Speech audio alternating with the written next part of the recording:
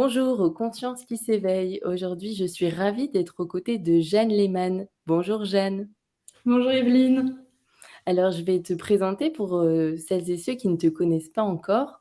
Tu es la fondatrice du mouvement Silence, un moment suspendu qui invite à l'éveil des consciences, donc comme tu le cites très bien dans ton site internet, via la connexion au silence et à la nature. Tu crées des expériences humaines qui permettent à chacun de se reconnecter à soi. Et donc, tu proposes des retraites, notamment au Portugal, mais aussi en France. Dans ton site internet, tu partages aussi tes réflexions sur la maternité, les bienfaits du yoga, la méditation, l'allaitement et plein d'autres choses qui t'inspirent au quotidien, puisque tu es toi-même jeune maman. Alors Jeanne, je voulais te poser la question pour commencer ce podcast. Qu'est-ce qui est à l'origine de ce projet et qu'est-ce qui t'a mené justement vers ce cheminement? Merci pour cette belle question. L'origine de ce projet, je dirais que c'est un élan du cœur plus qu'une réflexion mentale. Je dirais que le silence, ça a été un fil rouge tout au long de ma vie. Ça a été un allié qui a pris différentes formes. En fait, quand j'étais enfant, j'avais une enfance un peu compliquée où je comprenais pas trop le monde dans lequel je vivais. Et pour moi, le silence, c'était un refuge. C'est ce qui me permettait de me retrouver dans ma bulle comme un cocon pour m'extraire un petit peu de ce monde qui me faisait peur. Donc, je me retrouvais plus dans le silence ou dans la nature et avec les animaux Mmh. qu'avec les humains.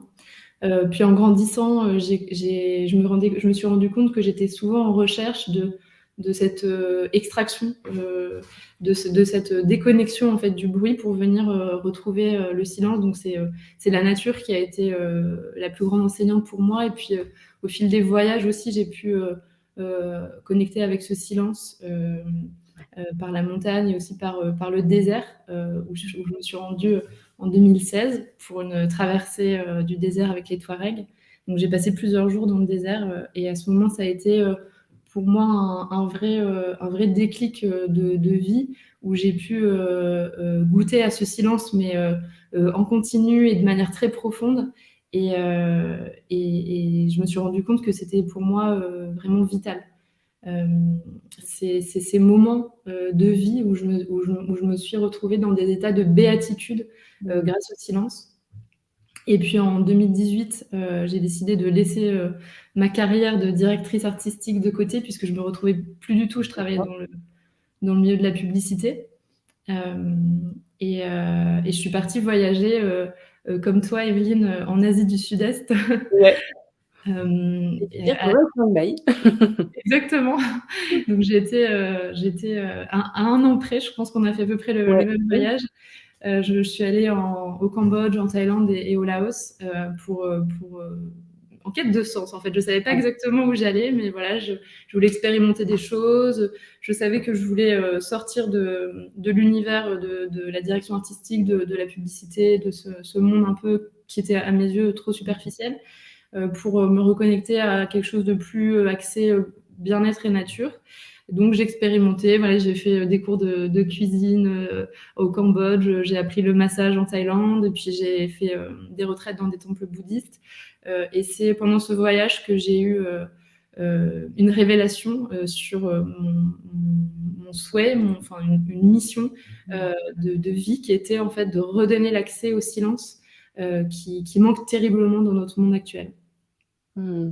Complètement. Mais ça résonne vraiment ce que tu dis, parce qu'on est tout le temps, bah, en train de combler finalement, le vide. Est-ce que tu penses pas qu'il y a cette peur aussi, tu sais, cette peur du vide, où personne ne parle? Ouais. C'est évidemment, c'est vrai que le silence fait peur Mmh. pour certains, puisque ça semble être anormal d'être en silence, alors que c'est un état naturel qui est notre état d'origine avant qu'on vienne combler avec des mots. Mais c'est vrai que cette absence de bruit peut faire peur. En fait, on est dans une société où il y a un tel brouhaha constant que quand on coupe le bruit, on se retrouve. Pourquoi on a peur? Parce qu'on se retrouve en fait face à soi-même, face à une réalité qui peut faire peur. Donc c'est vrai qu'on va venir combler avec du bruit, avec de la musique, avec des écrans, des contenus, de la nourriture, enfin euh, pour éviter ce vide-là. Ouais. Ouais. C'est hyper intéressant parce que c'est ça, on est vraiment tout le temps stimulé, comme tu le dis, dans nos sociétés. Il y a toujours des publicités, la radio, maintenant les notifications, sur les téléphones. Donc c'est vraiment ça finalement, c'est couper ça et se reconnecter juste à l'essentiel, ce qui est nous-mêmes. C'est ça, l'essentiel. Et je, ce que j'aime dire aussi, c'est que c'est assez contradictoire puisque j'avais envie de partager mon état un petit peu aujourd'hui, c'est la contradiction de venir parler du silence euh, sur un podcast avec toi. À la fois, c'est un super grand plaisir de pouvoir être là et d'avoir l'occasion de pouvoir transmettre ce qu'il y a à transmettre. Et en même temps, c'est contradictoire. Et je parlais de ça avec ma thérapeute il y a quelques semaines où je lui disais, je comprends pas pourquoi j'adore organiser des retraites, j'adore être face à un groupe, je sens que je suis vraiment à ma place, je me sens légitime. Mais quand il s'agit de communiquer via une vidéo, un podcast en ligne, tout de suite, pour moi, c'est assez stressant. Voilà, je ressens, je suis hors de ma zone de confort, je suis pas très en confiance. Et j'essaie de décortiquer ça, de me dire pourquoi ça me met mal à l'aise en fait. Et elle m'a dit, mais ça m'a fait vraiment, ça a fait sens quand elle m'a dit, en fait, mettre des mots sur une expérience qui se vit, c'est assez schizophrénique en fait. Ouais, ouais, ouais. Mmh. Le silence, c'est vraiment, c'est toute une dimension, c'est quelque chose qui nous dépasse et c'est quelque chose qui Mmh. est tellement au-delà des mots Mmh. qu'il est difficile en même temps d'y poser un langage qui est bien plus étroit que cette immensité que représente le silence. Euh, donc ouais, c'est un exercice qui est complexe. Et ce que j'avais envie de dire en début de podcast aussi, c'est que tout ce qui va être dit à partir de maintenant sur ce thème du silence, Mmh. ce sont des approximations. Parce que Ouais. euh, c'est une tentative, voilà, de poser des mots. C'est approximatif puisque le silence, c'est quelque chose de tellement plus immense, de tellement plus grand, et c'est quelque chose de tellement intime aussi et personnel Ouais. que voilà, moi je vais juste tenter en tant que porte-parole, je m'excuse d'avance de l'inexactitude des mots à venir. Et merci d'ailleurs de le préciser, c'est hyper important parce que justement en off tout à l'heure, tu me disais: «Mais au-delà des mots», ça sera, bah, justement l'intitulé de cet échange et enfin, c'est parlant dans le sens où comme tu le dis, il y a pas de mots qui puissent exprimer un ressenti qui est vraiment, subjectif puisqu'on a tous des ressentis différents. Je voudrais aussi te poser, une question, par rapport aux effets du silence. Concrètement, il se passe quoi pour les silencieux? Mm. Euh, alors, je pense qu'on peut déjà diviser la question en deux temps. C'est qu'est-ce que la pratique du silence rapidement, et puis qu'est-ce qui se passe dans les retraites, puisqu'on on se parlait aussi en off du lien avec la méditation. Évidemment, le silence et la méditation, c'est à peu près le même thème. Mmh. L'idée est simplement de se mettre en silence, d'écouter le silence nous met dans un état de tranquillité directement. Regarde, je vais te proposer, je vous propose aussi à vous qui écoutez, si vous voulez bien, quelques secondes juste, on va écouter le silence.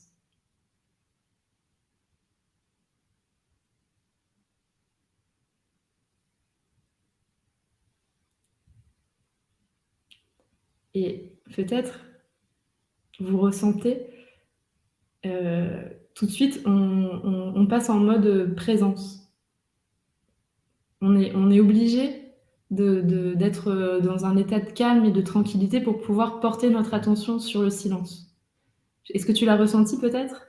Oui, mais c'est hyper intéressant parce que finalement tu t'apaises et ce que j'ai envie de partager aussi, bon là pour le coup il y a le bruit, tu sais, des travailleurs qui sont en train de construire à l'extérieur, mais du coup, mon attention se porte directement sur les bruits.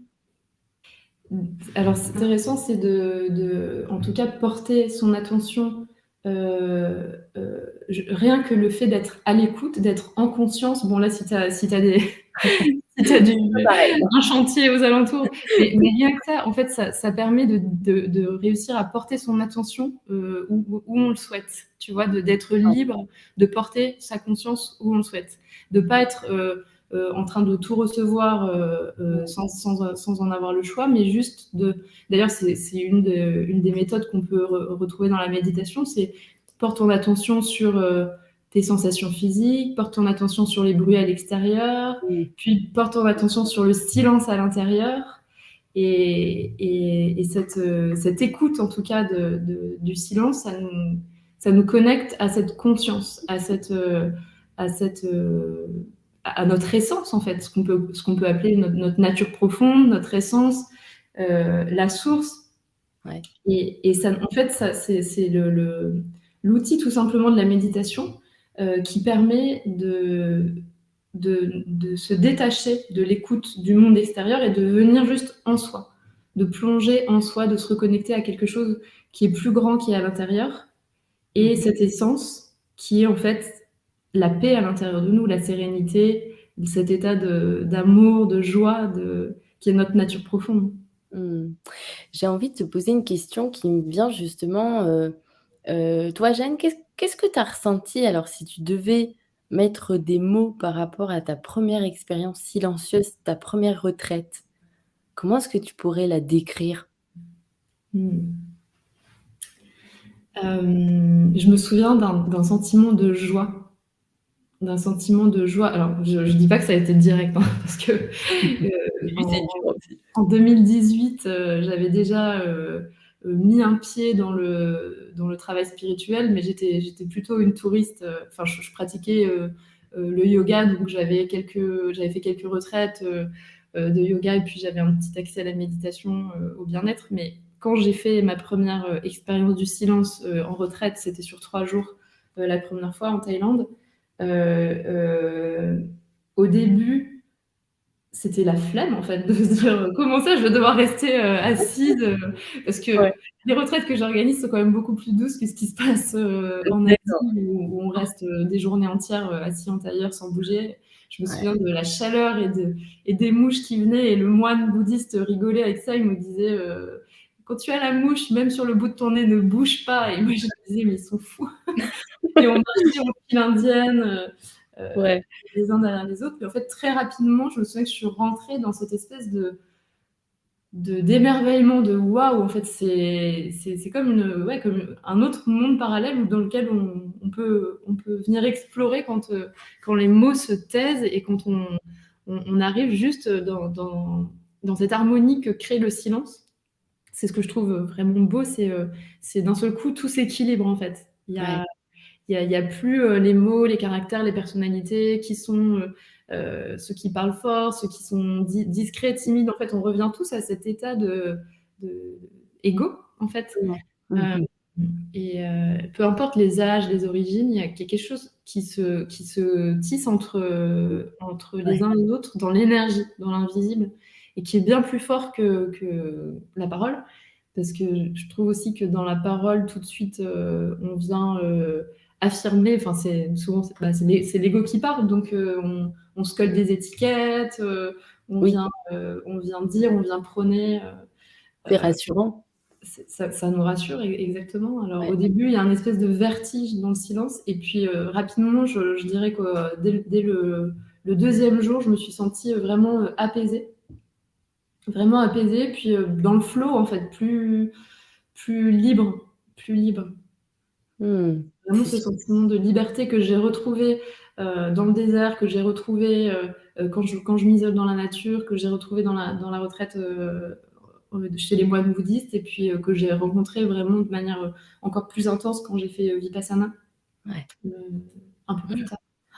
Mais, je voulais, partager aussi avec toi et puis les auditeurs qui nous écoutent, tu sais la 1re retraite que j'avais faite donc comme toi, en Asie, en fait, je me souviens de ce corps, vraiment, douloureux parce que quand tu es en demi-lotus et que tu as jamais pratiqué de yoga, C'est vrai que c'est tellement, impressionnant en fait de ressentir les tensions corporelles et l'agitation, tu vois, mentale et qui essaye en fait d'échapper à ce qu'on est en train de vivre. Je sais pas si toi ça te faisait ça, mais c'était vraiment un peu comme un combat avec moi-même, avec ma posture et avec, justement rentrer dans les noirceurs, j'ai envie de dire et même les profondeurs, de tes pensées quoi, de c'est hyper désagréable au départ. C'est désagréable et le je dirais que la en fait, la finalité, c'est pas de réussir à être en lotus pendant des heures, Mmh. mais ce qui est intéressant avec l'exercice de la méditation, c'est que c'est un outil qui nous permet d'apprendre à ne pas réagir, en fait, enfin, ce qu'on apprend dans Vipassana, c'est les professeurs répètent toujours, «Just observe». C'est juste l'observation sans réaction, sans jugement. Donc là, ça passe évidemment par cette posture antérieure qui fait mal. Et ça c'est Ouais. comment, même moi qui suis souple, enfin, c'est sûr que pratiquer pendant des heures, c'est désagréable, mais c'est juste un exercice qui est génialissime pour réaliser qu'on peut observer sans tout de suite réagir. Parce qu'on est tellement habitué à, à, à réagir à tout, en fait, que ce soit dans le corps, par exemple. Clair. Moi, je sais qu'avant, dès que j'avais un mini grattement, tu vois, tout de suite, on s'active, on se touche, on se gratte, il y a une mouche, hop, on l'enlève, il y a un cheveu qui nous gratte, on réagit tout le temps. Et en fait, cet exercice de méditation, quand tu te dis, alors, juste essaie d'être immobile et silencieux, et là, qu'est-ce qui se passe si je ne bouge pas? Si je ne vais pas changer mon croisement de jambes ou retirer la mouche qui est sur mon épaule, qu'est-ce qui se passe? Ben, en fait, ça passe. Ouais. Et là, on réalise qu'on n'avait pas besoin. Et ça, on peut le transposer à nos pensées, à toutes les pensées qui nous traversent, où on a Mmh. tendance à réagir, à juger, à tout de suite Tout à fait. agir, dire quelque chose. Et en fait, si on arrive à juste observer, prendre du recul, respirer un coup et se dire après, c'était pas utile en fait d'être toujours dans cette réaction, puisque cette réaction, elle active notre ego constamment, puis elle nous fatigue et c'est l'inverse enfin, elle nous met dans un stress en fait, qui est Ouais. l'inverse du sentiment de sérénité. Intéressant aussi ce que tu dis, par exemple, avec, par exemple, j'ai envie de me gratter. Donc, si j'ai envie de me gratter, je me gratte et si je le fais pas au départ, ça te met, en tension. Tu es là, tu as envie de te gratter, mais tu laisses passer et au bout d'un moment, ce que tu dis, c'est que ça passe, qu'il y a plus cette, réaction, Ouais, même si ça t'a mis en tension. c'est ça, c'est se rendre compte que tout est impermanent. C'est la magie de cet état d'observation plutôt que de réaction, c'est de se rendre compte que tout est impermanent. Mmh. À C'est commencer par la petite mouche ou le croisement de genoux. ouais, Mais alors, je sais que c'est un exercice qui est pas facile pour tout le monde, la méditation. Moi, dans les retraites, quand je vois des personnes pour qui ça semble un combat, comme tu dis, où je sens que voilà, ça, on en parlera plus tard, hein, peut-être du contenu des retraites silencieuses. Il y a différentes activités de yoga, de connexion à la nature, il y a aussi bien sûr la pratique de la méditation qui est un des piliers des retraites. Et quand je vois parfois, bon, il y en a qui soupirent un peu, qui disent oh non, c'est l'heure de la méditation. Et la moi, sortie. je leur dis parfois, juste au début de la retraite, je leur dis, moi, quand j'ai fait Vipassana, je voyais en Inde ces femmes qui semblaient avoir 100 ans, ou bon, peut-être qu'elles avaient 80 ou 90 ans, qui arrivaient bossues, courbées avec leurs cannes, édentées, enfin vraiment, tu sens que voilà, le corps est usé, et elles s'asseyaient pendant 10 heures par jour et elles ne bougeaient pas. Waouh! Et ça c'est, enfin, tu te dis, tout est dans la foi, en fait. C'est si on, enfin, le mental dirige le corps aussi. Quand on se dit, allez, je vais le faire. Alors quand je vois mes silencieux qui, au bout de 10 minutes, il y en a qui s'allongent, ils allaient mourir et tout, je leur dis, bon, pensez à mes petites indiennes là. Et, alors, et c'est vrai que quand tu te dis, bah, finalement, on peut le faire, on peut le Ouais. faire. Et dans Vipassana, ils nous disent de rester des heures entières comme ça, Mmh. parfois en étant immobile.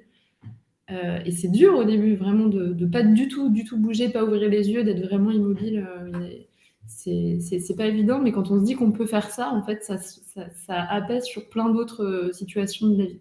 Ah, ça m'évoque aussi quelque chose justement, alors dans la pratique du yoga, que toi aussi, au fur et à mesure, tu te rends compte que ton corps, il devient de plus en plus, souple, que tu progresses en tout cas dans ce rapport à ton corps et du coup, est-ce que ça te donne pas du courage et de la force, tu vois, dans ta vie de tous les jours pour entreprendre, pour créer, pour t'inspirer? Ah oui, oui, oui. Bah, déjà, je pense que comme toute technique, quand on commence, quand on débute, c'est moins facile. Donc, toute technique requiert une envie, de la motivation et un petit peu de discipline aussi. C'est comme si j'avais envie de commencer à dessiner demain. Il va falloir que je m'accroche un petit peu pour que ça devienne, pour le faire avec aisance. Donc, c'est exactement pareil pour le yoga, même s'il y a il y a des corps qui sont plus souples, voilà, il y a des tempéraments qui sont déjà avant pratique, qui sont plus calmes et qui vont avoir plus de facilité pour pratiquer. Mais euh, évidemment, je pense il faut s'accrocher un petit peu quand on veut faire d'une méthode une routine au quotidien. Ça demande un peu de rigueur. Et d'ailleurs, moi, je me sens un petit peu illégitime de parler. Enfin, pas du tout, mais la méditation, en ce moment, c'est difficile pour moi, puisque je suis maman, comme tu me disais, Puis jeune maman. depuis 8 mois. Ouais. Et donc, ça faisait des années que je pratiquais avec mon partenaire. Enfin, tous les matins, on pratiquait avant le bébé. Et puis, moi, depuis des années aussi avant. Et c'est vrai que depuis que Salvador est né, c'est beaucoup plus compliqué. D'ailleurs, il y a eu peu de moments où j'ai pu m'accorder ça.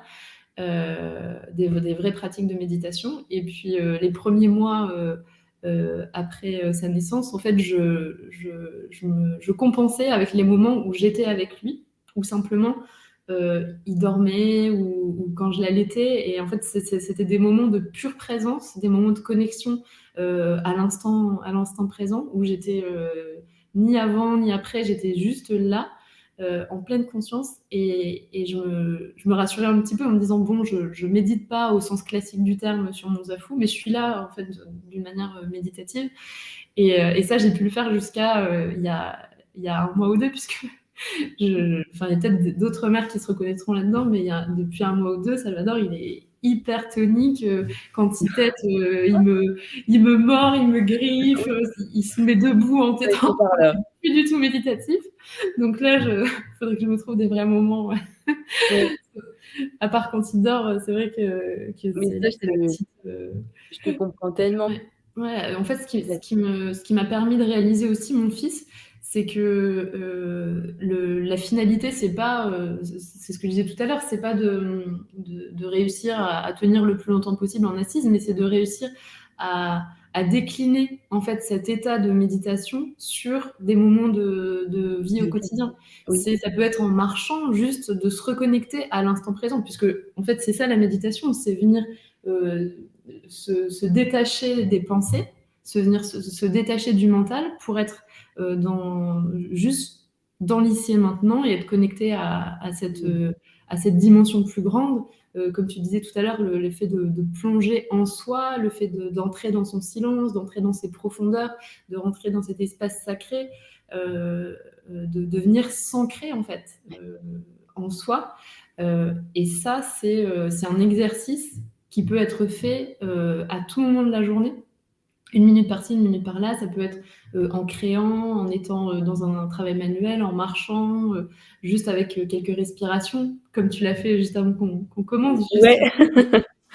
Mais oui, ça permet d'être quelques ancré, d'être respirations. bien, présente dans ce corps et je pense qu'il y aurait tellement de choses que j'aimerais te partager et que j'aimerais partager aux personnes qui nous écoutent sur, bah, la méditation, sur ce va-et-vient, ce mental, le ramener, hein, toujours, c'est vraiment un exercice. Finalement, on muscle l'intention parce qu'on a l'habitude de parler de faire du sport, muscler son corps, mais en fait, on parle très peu de ça. Ouais. Du coup, c'est assez chouette de l'expliquer aussi de cette manière, que c'est accessible à tous. On peut tout Ouais, finalement. c'est une gymnastique, c'est ça quand tu dis, muscler, c'est vraiment une gymnastique. Après dans la pratique de la méditation, on retrouve différents outils comme, l'observation du souffle, comme, le scan corporel, l'observation des bruits extérieurs ou des sensations physiques. Tout ça, c'est différents outils qu'on peut utiliser, indépendamment ou bien les uns à la suite des autres dans une pratique plus longue de méditation, Mmh. mais qu'on peut aussi utiliser hors Zafou, en fait, juste dans la vie. Et c'est ce qui est intéressant aussi de pouvoir transposer ces outils-là. Je pense que c'est bien de réussir à pratiquer la méditation statique au sens classique du terme dans un premier temps pour faire l'exercice complet en fait. Et je pense qu'après, ce qui est intéressant, c'est de réussir à être autonome dans cette pratique-là et la transposer à d'autres moments de vie. Mmh. Super intéressant aussi, ouais, complètement pour vraiment vivre notre incarnation quoi, vraiment être présent dans notre vie quoi de parce que Ouais. c'est vrai que ça aussi c'est un sujet, la spiritualité, mais je voulais te poser justement la question de, qu'est-ce que selon toi la spiritualité? C'est, Un vaste sujet. je pourrais répondre sans Vous mots. avez des heures. Si, c'est marrant parce que j'ai fait un exercice tout à l'heure. Moi, j'ai une passion pour, enfin, j'adore les mots, hein, je dis ça, j'adore le silence, mais j'ai aussi une passion pour les mots. Et je me disais, si on pouvait aller au-delà des mots, justement, au-delà de son langage. Et j'ai un outil que j'adore, moi, c'est les dictionnaires des synonymes. OK. Et souvent, enfin, peut-être pas tous les jours, mais très régulièrement, voilà, je pense à un mot et puis je me dis comment ça pourrait se dire aussi. Et puis voilà, ça fait des années que j'utilise beaucoup les dictionnaires des synonymes. Et je me disais, on dit tellement de choses, alors que le silence, ou pour répondre à ta question, la spiritualité, c'est quelque chose qui se vit, c'est quelque chose qui s'expérimente. Mmh, qui s'incarne, ouais. Alors, c'est une micro-lecture, hein, mais on prône, on déclare, on affirme, on proclame, on s'autoproclame, on colporte, on prononce, on annonce, on s'exclame, on débite, on fait savoir, on révèle, on s'écrit. Mmh. Mais qu'est-ce qu'on vit, tu vois? Mmh. Et je trouve qu'il y a tellement de, de blabla. Ouais, c'est vrai, je suis d'accord, mais clairement. Ouais. On comble, comme on disait au début de l'épisode, on comble. Et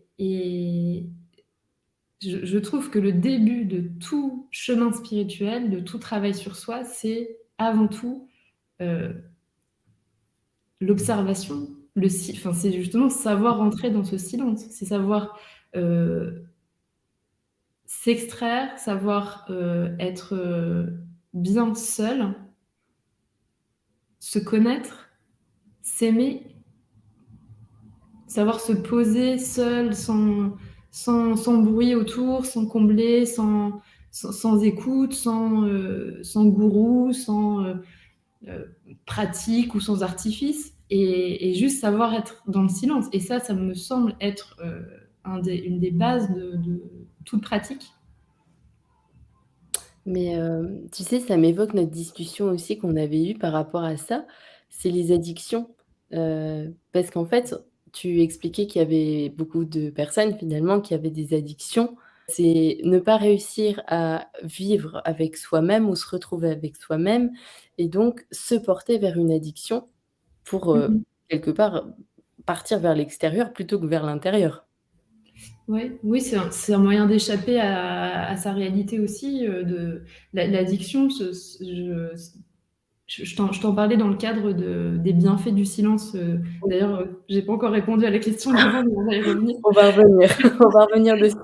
C'est un sujet Ouais. extrêmement complexe et que je maîtrise mal et dans lequel j'irai pas m'aventurer, mais il me semble que le principe de l'addiction, c'est de venir combler un vide à Oui. la base.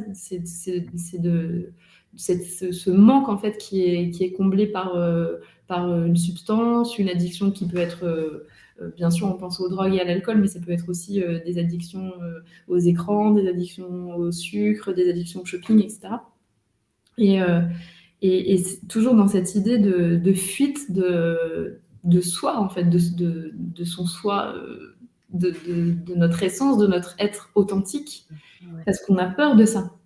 Et ce que j'ai, cette image qui me revient régulièrement, c'est que quand on vient dans le silence, en fait, c'est comme si on venait retirer toute la poussière qu'on met sous le tapis, tu sais, genre Ouais. discrètement.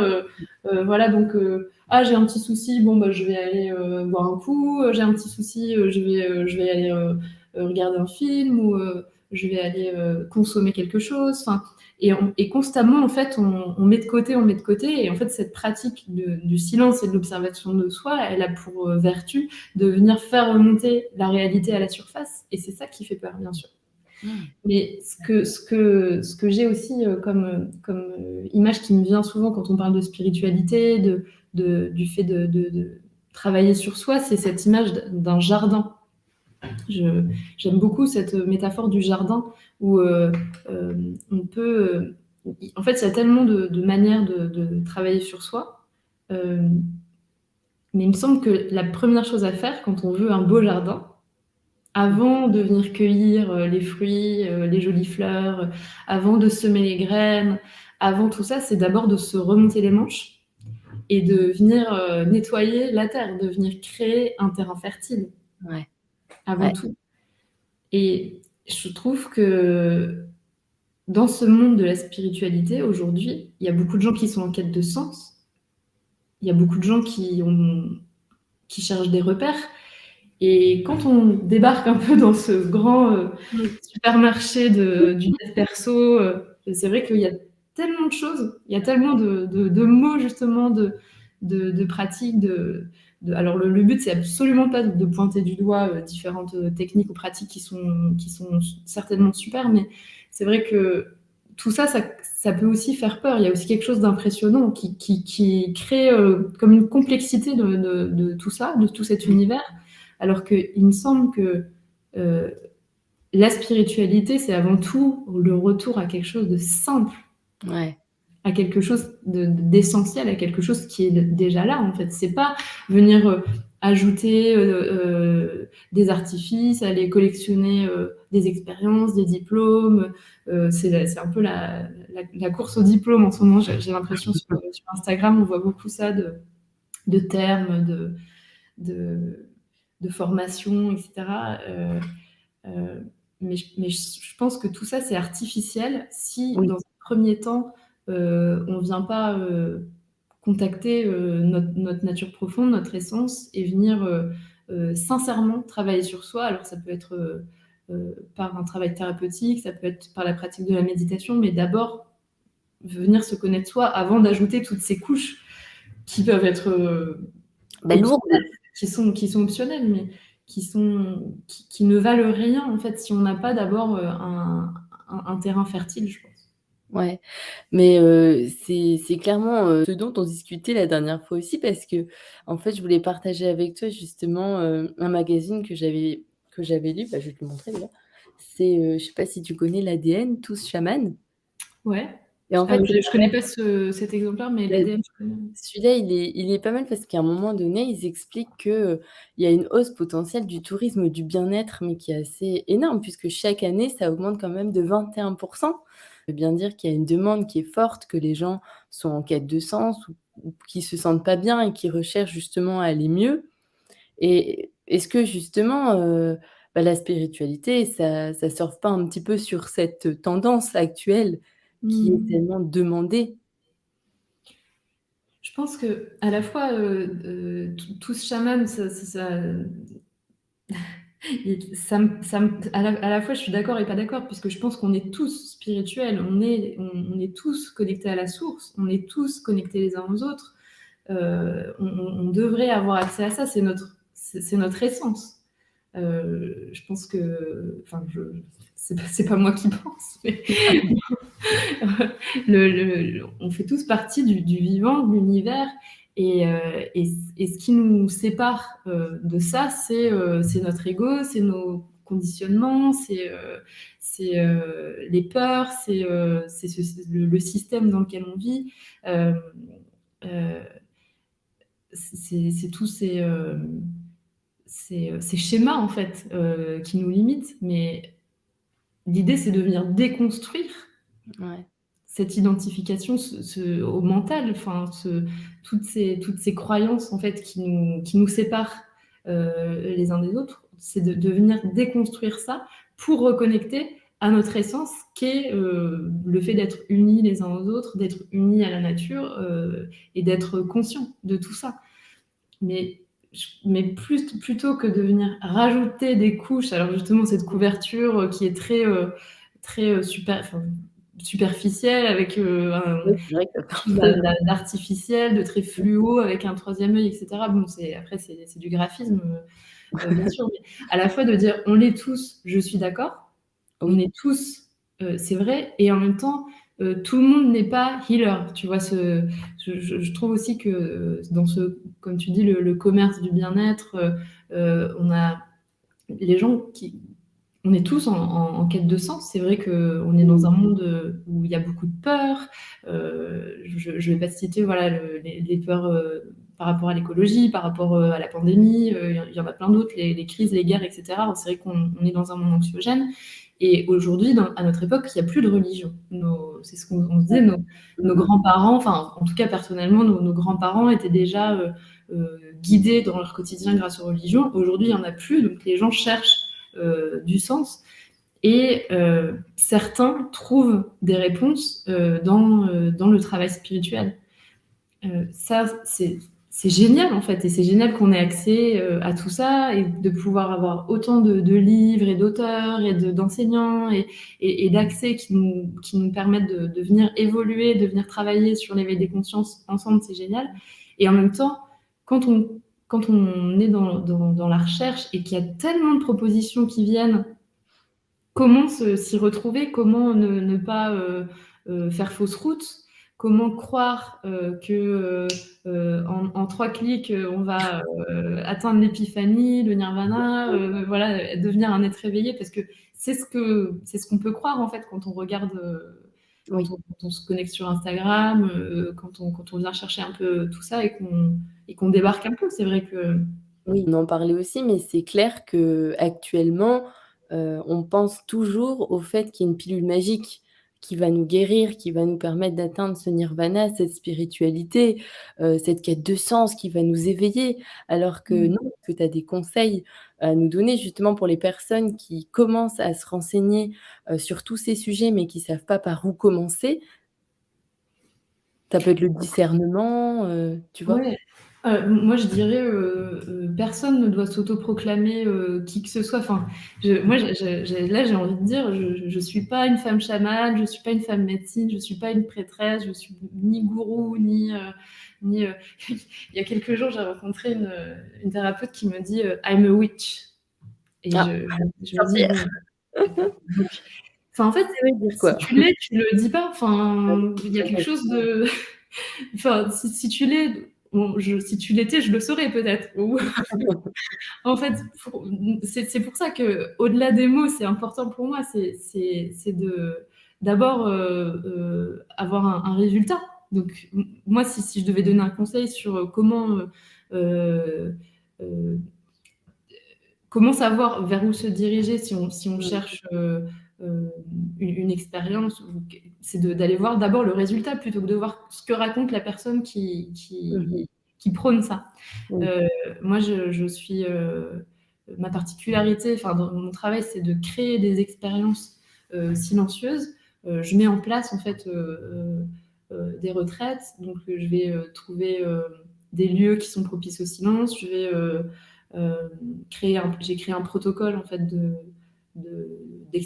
pour permettre à chacun d'expérimenter le silence. Et ensuite, il y a un programme qui est déroulé pour permettre à chacun de vivre son expérience, où moi j'enseigne la méditation, le yoga, et puis souvent la plupart du temps je suis en binôme avec un autre animateur, souvent avec Jonathan, mon partenaire, qui enseigne la méditation et la méthode du bonheur, entre autres. Euh, mais tout ça, c'est quelque chose qui me dépasse en fait. Mmh. Euh, Chacun, en fait, la magie du silence opère sans que moi je n'ai rien à faire pour ça. Moi, je viens créer un cadre. Donc j'ai la responsabilité de ce groupe-là, mais je suis pas, c'est pas moi la magicienne, c'est le silence qui est, moi je réconforte, je guide, j'assure la sécurité, j'assure le bien-être, je mets ma touche, etc. Mais ce qui me semble la meilleure voie pour trouver sa voie en fait de cheminement, c'est d'aller voir les résultats sur les participants. Ouais. C'est là que je te disais tout à l'heure, moi, c'est des approximations de parler des effets du silence. Je vais quand même, comme tu me posais la question, je vais quand même citer quelques vertus qui peuvent être ressenties dans le silence, que moi-même j'ai vécu dans un premier temps de nombreuses fois avant de faciliter ces espaces-là. D'abord, c'est cette connexion à quelque chose de plus grand, cette connexion à soi, à notre nature profonde et au divin. Il y a évidemment le repos profond que vient procurer le silence, parce que le bruit nous fatigue immensément, et même si on s'en rend pas compte, ce brouhaha constant nous abîme le corps, le cerveau, le moral, le sommeil, etc. Donc tout à coup, quand on vient dans un silence, d'abord dans un silence extérieur, puisque les retraites se passent en pleine nature, et qu'on vient connecter à son silence et venir calmer un petit peu les vagues du mental, là, il y a tout de suite vraiment une sérénité, un repos qui se dégage pour tous les participants. Et après, il y a des différents effets qui peuvent être différents selon les silencieux. Je les appelle les silencieux, les participants en retraite, qui vont des dénouements intérieurs. Il y a beaucoup de personnes aussi qui viennent, qui peuvent être un petit peu dans des situations de blocage dans la vie perso. Ça peut être à niveau professionnel, ça peut être des deuils qui sont pas faits. Moi, c'est ce que j'ai vécu de mon premier Vipassana. Ça peut être des ruptures qui passent mal, etc. Et en fait, le fait de rentrer dans le silence, ça vient dénouer ces situations-là. On parle de purification de l'esprit. Et il y a aussi des personnes qui trouvent l'inspiration, qui ont des élans de créativité grâce au silence. Et une des dernières... une des découvertes que moi j'ai constatées en fait dans les retraites, à laquelle je ne m'attendais pas, c'est justement cet arrêt des addictions qui a lieu. Là, c'était au-delà de ce que je soupçonnais, mais j'ai constaté au fil des retraites qu'il y avait plusieurs personnes qui... Bon, après, on pratique aussi des rituels, c'est ce qui vivent en fait tout au long de leur retraite. Il y a différents rituels qui sont traversés, etc. Mais il y en a beaucoup en fait qui reviennent vers moi plus tard en me disant depuis ma retraite, je ne fume plus, je suis beaucoup moins accro à mon téléphone, j'ai arrêté de boire, etc. Ça arrive de plus en plus, et ça, c'est quand même hyper puissant. En fait, dans le magazine Tous s'amène, justement, c'était un sujet avec notre questionnement, tu vois, sur la spiritualité, parce qu'eux, ils dénoncent ce qui se fait, mais ce qui est pas vraiment en norme, ou ce qui est un petit peu Ouais. abusé, enfin, tu vois? Ce qui est un petit peu perché pour le coup, et donc c'est vraiment ça, en fait. Ils dénoncent et ils donnent des chiffres en expliquant que, ouais, ça devient quand même un gros phénomène de mode. D'ailleurs, ils parlent de ce que tu dis, ils parlent du phénomène sorcière, ils parlent de tous ces gens justement qui se donnent des hashtags et qui se Ouais. prétendent être aussi sorciers, astrologues. D'ailleurs, il y a énormément d'astrologues. Je me suis rendu compte qu'il y en avait beaucoup sur Instagram, bref. Mais c'est intéressant parce que c'est vraiment une enquête sur Ouais. tout ce dont on parlait la dernière fois aussi. OK. C'est hyper intéressant que tu aies ces données-là. Et moi, c'est vrai que c'est un peu, c'est à la fois un peu double jeu aussi, puisque c'est génial qu'on puisse avoir accès à tout ça, et en même temps, s'il y a trop de choses, et s'il y a des charlatans, et s'il y a des choses qui peuvent être dangereuses aussi, puisque ces personnes qui recherchent des réponses, ça peut être potentiellement des personnes qui sont fragiles, des personnes qui peuvent être vulnérables et manipulables aussi.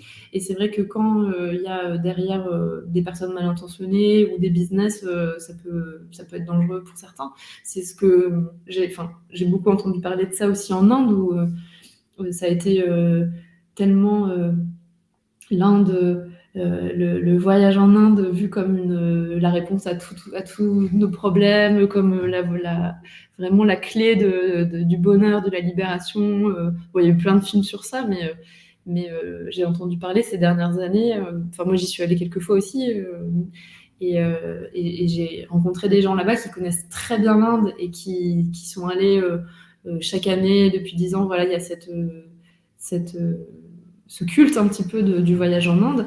Et aujourd'hui, ce que j'entends, c'est qu'il y a de plus en plus de commerce, justement, de business autour du tourisme comme ça, et de faux gourous qui sont pas du tout à la bonne vibration, qui viennent justement créer des espaces comme ça, pseudo-spirituels, où ça peut être vraiment dangereux quand on est vulnérable et quand on se laisse embobiner dans ces choses-là. Donc c'est vrai que ça fait peur, et en même temps, c'est vrai que moi, je trouve que ça vient aussi semer le doute. Et c'est ça qui est dommage, c'est qu'il y a tellement de merveilleux enseignants, il y a tellement de choses, d'expériences magnifiques à vivre. Moi, enfin, je vois dans cet univers qui est beaucoup plus qu'un travail pour moi, qui est vraiment ma vie, en fait, enfin, Mmh. la spiritualité, le dev perso, enfin, tout ça, ça me passionne. Ouais. Et je découvre des talents, des super teachers, des super bouquins, etc. Et ce qui est dommage, c'est qu'avec tout ce gloubi-boulga, en fait, de beaucoup, beaucoup, beaucoup de choses, et on pourrait se dire, bon, bah, c'est une grosse pizza, une pizza spirituelle, Ouais. et du coup, ça peut être un peu écœurant aussi. C'est vrai que ça peut être écœurant. On a vu aussi la presse qui s'en prend un petit peu Mmh. À à la ouais, naturopathie, heu, voilà, les naturopathes qui sont ouais. plus sur Doctolib, alors que, enfin, il y a ça, je trouve qu'il y a c'est tellement dommage, mais c'est parce Bah qu'il y a oui. des débordements, et il y a toujours trop de Mais choses qui débordent, mais quoi. après, c'est terrible parce qu'il y a toujours eu des débordements, partout. Enfin, que ce soit dans les thérapies alternatives, mais aussi dans le corps médical. La dernière fois, j'écoutais un médecin qui disait: «Mais on a tous un cimetière derrière nous». Enfin, tu vois, c'est quand même fort, mais pourtant c'est véridique. Et je veux dire, dans les thérapies, il y aura forcément des débordements, il y aura forcément des gens qui l'utiliseront, pas forcément à bon escient. Je trouve ça un peu triste, après c'est mon avis personnel, mais de mettre justement de pointer du doigt, tu sais, Mmh. pour, dire: «Bah, c'est de leur faute», Ouais, alors qu'il y a tellement plus à explorer, plutôt que d'accabler et de dire: «Bah, c'est à cause de ça, donc on va l'enlever».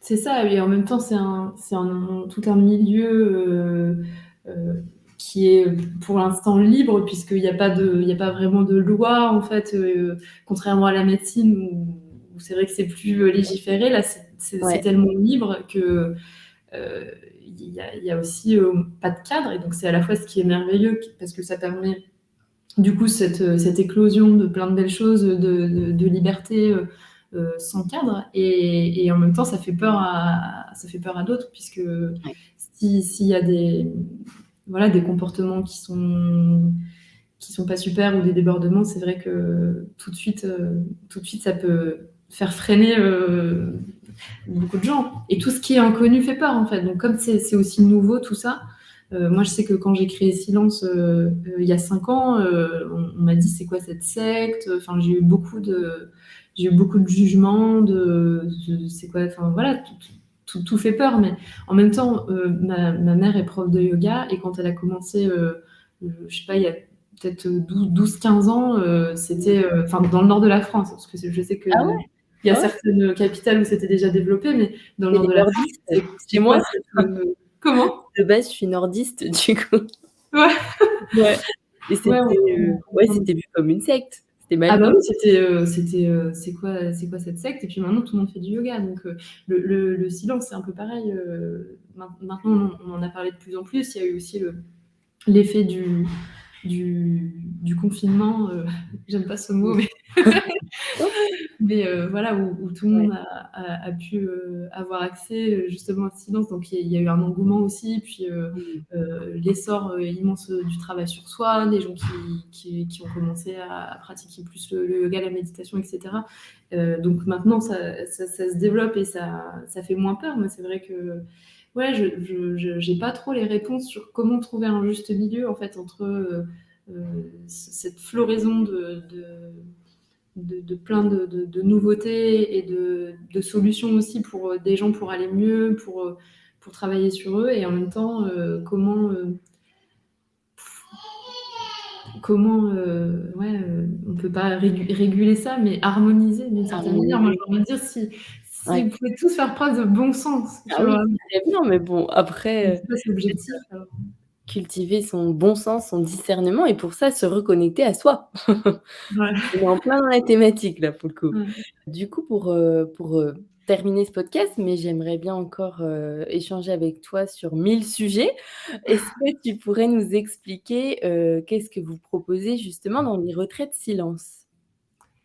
Alors les retraites silence, c'est, des séjours, entre 3 et 6 jours, qui ont lieu, jusque cette année, enfin jusque l'année dernière, c'était toujours en France, mais comme j'ai déménagé au Portugal, maintenant c'est, en France et au Portugal et pendant ces jours, on vient, expérimenter, le silence, heu, de manière continue et sur plusieurs jours.